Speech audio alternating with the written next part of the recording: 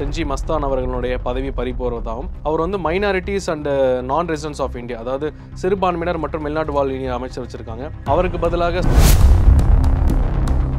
மெய்யநாதன் அமைச்சர் சுற்றுச்சூழல் மற்றும் மாசு கட்டுப்பாட்டு வாரியம் அவருடைய பதவி பறிபோவதாகவும், மேலும் ராணிப்பேட்டை காந்தி அவர்கள் கைத்தறி நெசவுத்துறை அமைச்சர் அவருடைய பதவியுமே வந்து ஒரு டவுட்ல இருக்கிறதாகவும் சொல்றார்கள்.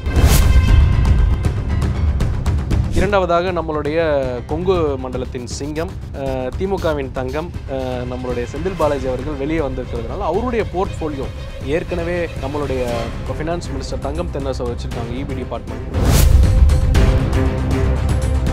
பெரும்பாலும் அதிமுகவில் வாரிசு அரசியல் அப்படின்றது வந்து நம்ம கண்ணு கெட்ட தூரம் வரை நம்ம பார்த்ததில்லை. அவங்களா கஷ்டப்பட்டு கடைக்கோடி கட்சி பணி பண்ணி மேலே வந்தால் உண்டு. திராவிட முன்னேற்ற கழகம்ல தொன்று தொட்டு காலம் முதல் ஆரம்பத்திலிருந்தே இளைஞர்கள் அவங்களோட பசங்களுக்கு, வீட்டில் இருக்க பெண்களுக்கு, இன்னைக்கு இருக்கிற மினிஸ்டர்ஸ் எம்எல்ஏ நீங்கள் பார்த்தீங்கன்னா கிட்டத்தட்ட ஒரு 70% வந்து அவங்க குடும்பத்தில் ஏற்கனவே திமுக அமைச்சர் எம்எல்ஏவாக இருந்தவங்களுடைய மகன்களுக்கும் மகள்களுக்கும் சொந்தக்காரங்களுக்கும் மட்டும்தான். மேயருக்கும் திமுகவுக்கும் எப்பவுமே ராசி கிடையாது. எப்படி வந்து இப்போ முதலமைச்சராக இருக்க ஸ்டாலின் வந்து சென்னையின் மேயராக இருக்கும்போது இரட்டை பதவி முறை இருக்கக்கூடாதுன்னு சொல்லி ஒரு மேயரை ரிசைன் பண்ணார். அந்த மாதிரி மேயர் என்றாலே திமுகவுக்கு ஒரு ஏழாம் பொருத்தமாக இருக்கிறது.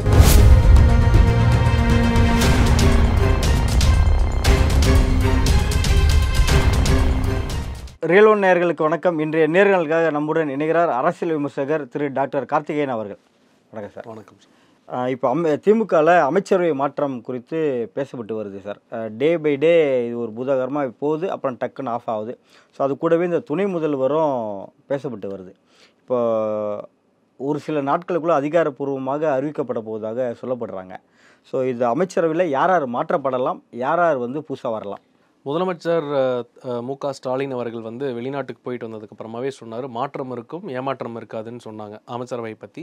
இந்த அமைச்சரவை திமுக அமைச்சரவை மாற்றமானது வந்து பார்த்திங்கன்னா இது வந்து ஒரு 6 மாத காலமாகவே நம்ம பேசப்படுற ஒரு டாபிக். அது வந்து ஒரு மெச்சூரிட்டி ஸ்டேஜுக்கு வந்து நாளைக்கு ஒரு மாலை ஒரு 4-5 மணிக்கு அமைச்சரவை மாற்றமோட பதவி ஏற்புமே நடக்க போகிறதா நம்மளுக்கு வந்து நம்பத்தகுந்த வட்டாரத்துலேருந்து ஒரு முக்கியமான சோர்ஸ்லேருந்து நம்மளுக்கு இன்ஃபர்மேஷன் வந்திருக்குது. இந்த அமைச்சரவை மாற்றம்ன்றது வந்து வழக்கமாக அதிமுகவுடைய கவர்மெண்ட்டில் ஜெயலலிதா மேடம் இருக்க டைமில் ஒரு 5 வருஷம் பீரியடில் 40 வாட்டி 50 வாட்டி மினிஸ்டர் மாற்றுவாங்க. மினிஸ்டருக்கே டிவியை பார்த்து தான் தெரியும், ஓஹோ நம்ம இன்னைக்கு மினிஸ்டரா, நம்ம இன்னைக்கு மினிஸ்டர் இல்லையான்னு தெரியும். திமுகவில் அமைச்சரவை மாற்றம்ன்றது வந்து ரொம்ப ரொம்ப கம்மி தான், ரொம்ப ரேர் தான். கலைஞர் பீரியடில் அந்த மாதிரி ஆனது கிடையாது. இப்போது தளபதி மு.க. ஸ்டாலின் அவர்கள் பீரியடில் வந்து ஒரு 2 முறை மாற்றப்பட்டது. சாமு நாசர் அவர்கள் எடுக்கப்பட்டிருக்கிறார். இந்த மாதிரி இருக்குது. இப்போ நாளைக்கு அமைச்சரவை மாற்றமானதில் வந்து முதல்ல நம்ம ரியல் ஒன் சேனல் தான் நம்ம பேசணும். அதாவது அமைச்சர் மஸ்தான் அவர்கள், செஞ்சி மஸ்தான் அவர்களுடைய பதவி பறிபோவதாகவும், அவர் வந்து மைனாரிட்டிஸ் அண்ட் நான் ரெசிடென்ட்ஸ் ஆஃப் இந்தியா, அதாவது சிறுபான்மையினர் மற்றும் வெளிநாட்டு வாழ் அமைச்சர் வச்சுருக்காங்க. அவருக்கு பதிலாக சாமு நாசர் அவர்களுக்கு வந்து அவருக்கு வாய்ப்பு கிடைக்க போகிறதாகவும், மெய்யநாதன் அமைச்சர் சுற்றுச்சூழல் மற்றும் மாசு கட்டுப்பாட்டு வாரியம் அவருடைய பதவி பறிபோவதாகவும், மேலும் ராணிப்பேட்டை காந்தி அவர்கள் கைத்தறி நெசவுத்துறை அமைச்சர் அவருடைய பதவியுமே வந்து ஒரு டவுட்ல இருக்கிறதாகவும் சொல்றார்கள். மதிவேந்தன் அமைச்சர், அதாவது ஃபாரஸ்ட் வனத்துறை அமைச்சர், அவருடைய பெயரும் இதில் பரிசீலனை இருக்கிறது. புதுசாக யார் யாருக்கு கிடைக்கும் என்றால் ஆப்வியஸ்லி உதயநிதி ஸ்டாலின் அவர்களுக்கு வந்து துணை முதலமைச்சர் பதவி இதற்காக தான் வெயிட் பண்ணிட்டு இருந்தாங்க. இரண்டாவதாக நம்மளுடைய கொங்கு மண்டலத்தின் சிங்கம், திமுகவின் தங்கம், நம்மளுடைய செந்தில் பாலாஜி அவர்கள் வெளியே வந்திருக்கிறதுனால அவருடைய போர்ட்ஃபோலியோ ஏற்கனவே நம்மளுடைய இப்போ ஃபினான்ஸ் மினிஸ்டர் தங்கம் தென்னரசு வச்சுருக்காங்க இபி டிபார்ட்மெண்ட். அண்டு நம்மளுடைய முத்துசாமி அவர்கள் வந்து ப்ரொஹிபிஷன் எக்ஸைஸ் மதுவிலக்கு ஆயத்தி வச்சுருக்காங்க. அது செந்தில் பாலாஜி அவர்களுக்கு போகிறதுக்கான வாய்ப்புகள் இருக்குது. புதுசாக சாமு நாசர் அவர்களுக்கு வாய்ப்பு இருக்குது 3. அடுத்து காஞ்சிபுரம் மாவட்டத்தை சேர்ந்த ஒரு அமைச்சர், காஞ்சிபுரம் மாவட்டத்தில் தாமு அன்பரசன் மட்டும்தான் இருக்கிறார். அவர் செங்கல்பட்டு மாவட்டம் பிடிச்சப்புறம் போயிட்டாங்க. ஒருவேளை அங்கே இருக்கிற மாவட்ட செயலர் சுந்தர் அவர்களுக்கு வாய்ப்பு இருப்பதாக சில செய்திகள் வெளிவருகிறது. அப்படி இல்லை என்றாலும் புதுசாக இளைஞர் யாராவது ஒருத்தருக்கு கொடுக்கலாம் அப்படின்ற மாதிரியான பேச்சு அடிப்படுது. பார்ப்போம் எப்படின்னு தெரியல. நாளைக்கு தான் ஒரு அஃபிஷியல் தெரியும். கண்டிப்பாக ஒரு 3 அமைச்சர்கள் புது அமைச்சர் இருக்கிறாங்க. ஒரு 2 அல்லது 3 அமைச்சர்கள் வெளியேற்றப்படுவார்கள் என்ற நியூஸ் வருதுங்க. இந்த அமைச்சரவை மாற்றத்துக்கு பிறகு திமுகவில் ஒரு சாதாரண சூழல் ஏற்பட வாய்ப்புகள், அசாதாரண சூழல், கொஞ்சம் விரக்தியில் ஒரு சில வெளியேறதுக்கான வாய்ப்பு கண்டிப்பாக திமுகவில் இப்போ உதயநிதிக்கு வந்து ஒரு எலிவேஷன் கிடைக்குது. உதயநிதி ஸ்டாலின் அப்படின்றப்போ அதிருப்தியா ஒரு மேஜர் சீனியர் லீடர்ஸ் மேலெல்லாம் வந்து அவங்க வந்து கை வைக்க முடியாது. அவங்கள வந்து மினிஸ்டர் சேஞ்ச் இருக்க வாய்ப்புகள் கிடையாது. இருந்தால் அதுக்கான ரிட்டாலியேஷன்ஸ் இப்போ துரைமுருகன் அவர்களுடைய பேர் அவருக்கு இதை எடுத்துருவாங்க, அவருக்கு இப்போ அவரையுமே ஏன் துணை முதலமைச்சர் கொடுக்கலன்னு வெளிப்படையான விமர்சனங்கள் வருது. துரைமுருகன் அவர்களுக்கு வந்து 83 84 வயசு, ஸ்டாலின் அவர்களை விட 13 வயசில் பெரியவர்.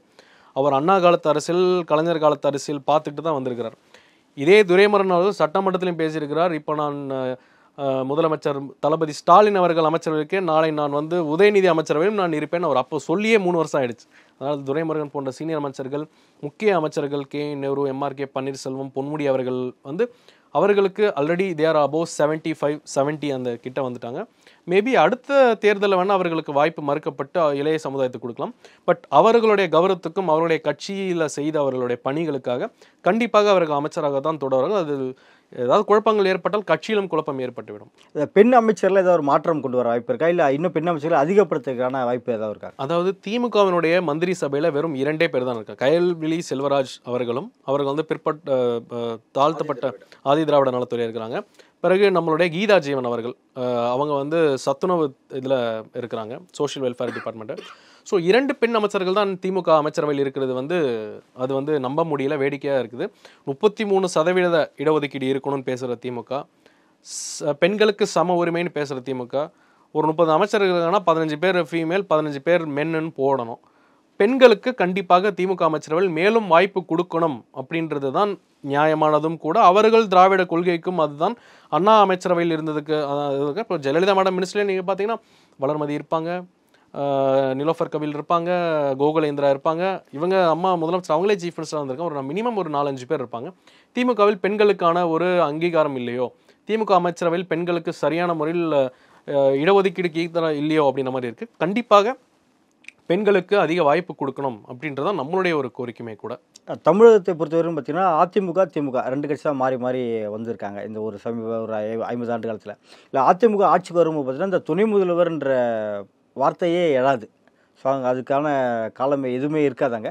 ஆனால் திமுக ஆட்சிக்கு வரும்போது இந்த துணை முதல்வர்ன்ற கேள்வி வந்து எப்பயும் வந்து, அதாவது அதிமுகவில் பார்த்தீங்கன்னா மெஜாரிட்டியாக இருக்கிற எல்லா அமைச்சர்களுமே பார்த்தீங்கன்னா சாதாரண சைக்கிள் ஷாப் வச்சுருந்தவங்க, விவசாயம் இருந்தவங்க, அரிசி மண்டி வச்சுருந்தவங்க, வெள்ளை மண்டி வச்சுருந்தவங்க, இந்த மாதிரி விவசாயிகள் தான். யார் வேணாலும் எப்போ வேணாலும் அமைச்சர் ஆகலாம், ஏன் முதலமைச்சராக கூட ஆகலாம். ஓபிஎஸ் முதலமைச்சர் ஆனார், இபிஎஸ் முதலமைச்சர் ஆனார். ஸோ யாருக்கு எப்போ அமைச்சர் பதவி கிடைக்கும், அமைச்சர் பதவி போகும், மாவட்ட செயலர் பதவி கிடைக்கும் கிடைக்காதுன்னு யாருக்குமே தெரியாது. வாரிசு அரசியல்ன்றது வந்து அதிமுகவில் 99% நம்ம பார்த்தது கிடையாது, கிடையவும் கிடையாது. தகுதி உள்ளவர்களுக்கும் திறமை உள்ளவர்களுக்கும் மட்டும்தான் அதிமுகவில் எப்பவுமே அதனுடைய வரலாறே நீங்கள் எடுத்து பார்த்தீங்கனாலுமே கூட எம்ஜிஆர் குடும்பத்திலேருந்து யாராவது முதலமைச்சராக வந்தாங்களா? வரவில்லை. அவங்க ஜானகி அவங்கள விட்டுருங்க. பிறகு ஜெயலலிதா குடும்பத்திலேருந்து வந்தாங்களா? யாரும் இல்லை. அதன் பிறகு எடப்பாடியிலேருந்து வந்திருக்கிறாங்க. இப்போ எடப்பாடியோட பையன் வராங்களா என்னன்னு நம்மளுக்கு தெரியல. பெரும்பாலும் அதிமுகவில் வாரிசு அரசியல் அப்படின்றது வந்து நம்ம கண்ணு கெட்ட தூரம் வரை நம்ம பார்த்ததில்லை.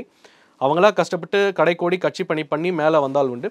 பட் திராவிட முன்னேற்ற கழகமில் தொன்று தொட்டு காலம் முதல் ஆரம்பத்திலிருந்தே இளைஞர்கள் அவங்களோட பசங்களுக்கு, வீட்டில் இருக்க பெண்களுக்கு, இன்றைக்கி இருக்கிற மினிஸ்டர்ஸ் எம்எல்ஏ நீங்கள் பார்த்தீங்கன்னா கிட்டத்தட்ட ஒரு 70% வந்து அவங்க குடும்பத்தில் ஏற்கனவே திமுக அமைச்சர் எம்எல்ஏவாக இருந்தவங்களுடைய மகன்களுக்கும் மகள்களுக்கும் சொந்தக்காரங்களுக்கும் மட்டும்தான் வாய்ப்பு கிடைக்குது.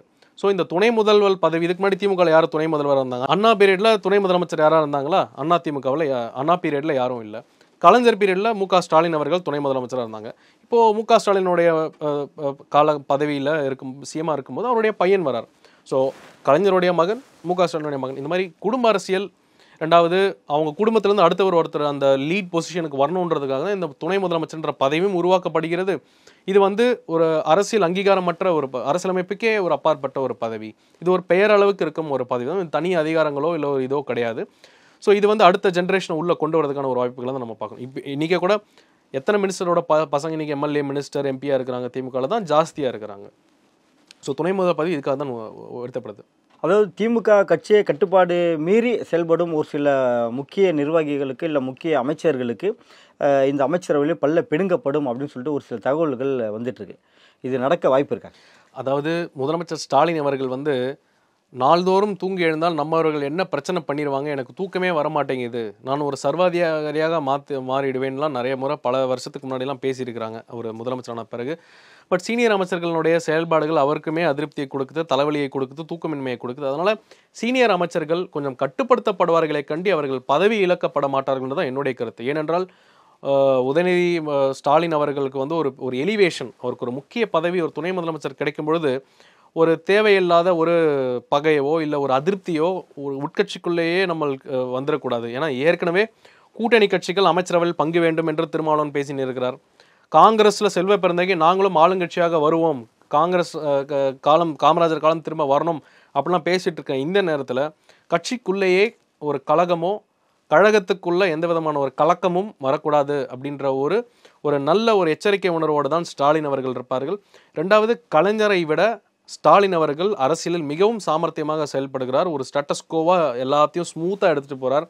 ஒரு அதிரி புதிரியான ஒரு விஷயங்கள் செய்யாமல் நல்ல பக்குவப்பட்டு மெச்சூரிட்டியோட கலைஞர் அவர்கள் பண்ண தவறுகளை இழைக்காமல் அவர்கிட்ட இருந்து நல்ல எக்ஸ்பீரியன்ஸ் நல்ல லேர்ன் பண்ணி வந்திருக்கிறதுனால ரொம்ப ஸ்மார்ட்டாக மூவ் பண்ணுறார். ஸோ அந்த மாதிரியான சீனியர்களை ரிமூவ் பண்ணுறதுக்கு வாய்ப்புகள் கிடையாது. சில அமைச்சர்கள் ரொம்ப அதிகப்படியான கம்ப்ளைண்ட்ஸ் மற்றும் பெர்ஃபார்மன்ஸ் ஓரியன்ட் ரிலேட்டடாக வேணால் மாற்றப்படலாம். திமுகவில் தொடர்ந்து நடக்கக்கூடிய ஒரு மோதல் இந்த மேயர் வெர்சஸ் இந்த கவுன்சிலர், அப்புறம் மேயர் வெர்சஸ் துணை மேயர். இது வந்து திருநெல்வேலி, காஞ்சிபுரம் உள்பட பல மாநகராட்சியில் நம்ம இது பார்த்தோம். இப்போ சென்னையிலையும் அது வந்திருக்கு. இப்போ மேயர் துணை மேயருக்குள்ளே என்ன பிரச்சனை போயிட்டு இருக்குது? தமிழ்நாட்டில் இருக்கிற 21 கார்பரேஷன் 21 மேயர்களுமே திமுக கூட்டணியை சார்ந்த மேயர்கள் தான் இருக்கிறாங்க. ஆல்ரெடி நம்ம பார்த்துருப்போம், திருநெல்வேலியினுடைய மேயர் வந்து மாற்றப்பட்டு வேற ஒருத்தர் புதுசாக போட்டிருக்கிறாங்க. அங்கே ஒரு கலகம் வெடித்தது. அடுத்து கோயம்புத்தூர் மேயருமே மாற்றப்படலாம் அப்படின்ற ஒரு பிரச்சனை போயிட்டு இருக்கு.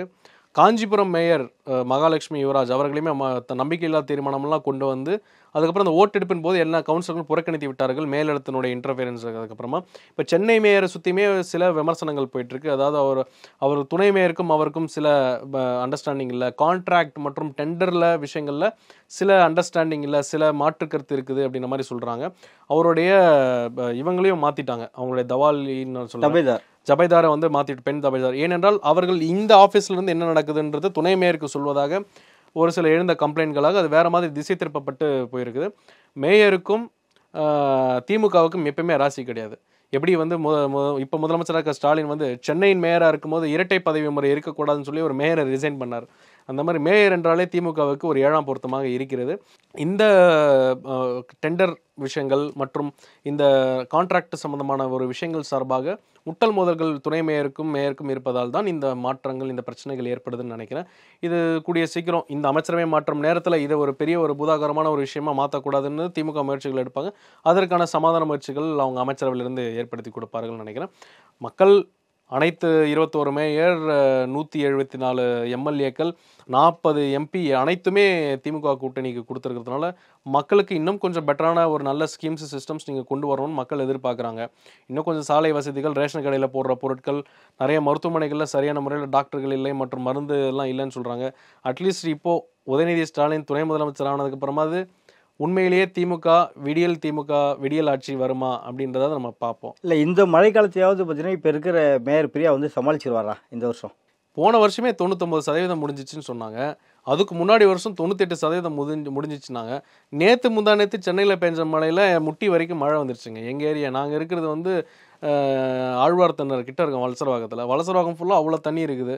ஒரு பக்கம் மெட்ரோவோ பள்ளந்தோண்டி மெட்ரோ போட்டுட்டு இருக்கிறாங்க, இந்த பக்கம் இன்டிகிரேட்டட் ஸ்டாமா ட்ரைனேஜ் அதை போட்டுட்டு இருக்கிறதே 30 அடி ரோடு, 5 அடி மெட்ரோ எடுத்துட்டான். மிச்சம் இருக்கிற இந்த பக்கம் 5 அடி வந்து இவங்க இன்டிகிரேட்டட் வாட்டர் ஸ்டாமேஜ் எடுத்துட்டாங்க. மிச்சம் இருக்கிறது 20 அடி தான். இந்த 20 அடியில் என்ன பண்ணுறான், இப்போது யூஜி கேபிள் போடுறேன்னு ஈபிக்கார மாதிரி ஒரு 5 அடி எடுத்துட்டான். இப்போ 15 அடி ரோட்டில் தான் மொத்த வலசரவாக்கம் ஆர்காட் ரோடே போயிட்டு இருக்கு. அதனால் ஒரே நேரத்தில் எல்லா விஷயத்தையும் பண்ணாதீங்க, கொஞ்சம் திட்டமிடல் வேண்டும், பிளானிங் வேண்டும். இப்போ பாருங்கள், மதுரவாயில் சைடில் இருக்கிற ரோடு என்ன பண்ணுறாங்க, டபுள் டக்கர் ரோடு போட போகிறோம், எக்ஸ்பிரஸ் வே போட போகிறோன்னு இது பண்ணுறாங்க. ஸோ வேகமாகவும் பணிகள் நடக்கணும், பிளான் பண்ணியும் பண்ணணும்னு தான் நம்ம கேட்டுக்கணும். இரண்டாவது, இந்த மழை காலகட்டத்தில் போர்க்கால அடிப்படையில் போன வருஷம் அதுக்கு முன்னாடி வருஷம் மாதிரி எங்களை வந்து தண்ணியில் தத்தளித்து விடாதீர்கள். வேளச்சேரி எம்எல்ஏலாம் கடல் நீர் வந்து மழை நீரை ஏற்றுக்கலன்னா தயவுசெய்து சொல்லாதீங்க ஐயா. இந்த வாட்டி கொஞ்சம் கருணை காமிங்க இந்த மழை சீசனில். நடப்பு அரசியல் பல்வேறு கருத்தில் இப்போ மிக்க நன்றி. நன்றி சார், நன்றி.